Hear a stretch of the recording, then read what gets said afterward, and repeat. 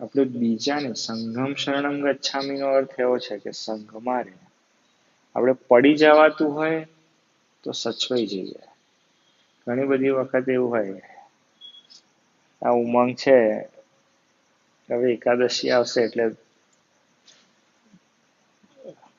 દસમ થી નવમ થી જ શરૂ થઈ જાય કે આવતીકાલે એકાદશી છે, પરમ દિવસે એકાદશી છે, પાછું એકાદશી સવારે બી આજે એકાદશી છે.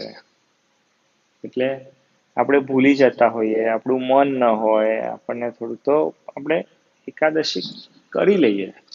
એ સંઘનો પ્રતાપ છે કે સંઘમાં રહીએ તો એવું થાય. હવે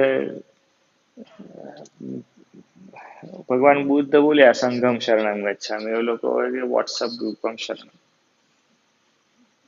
એવું થઈ ગયું છે.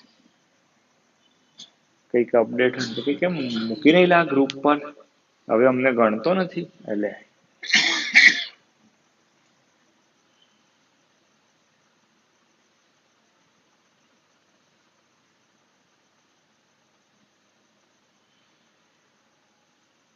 સંઘનો એ પ્રતાપ છે, પણ સંઘમાં રહી અને પછી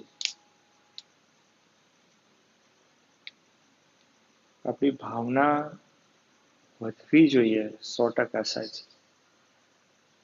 કોઈ કંઈક સેવા કરે તો આપણને પણ એવું થવું જોઈએ કે સેવા કરવાની છે, પણ પેલાને બતાડી દઉં એ ભાવ માટે સેવા કરવાની એ ખોટું.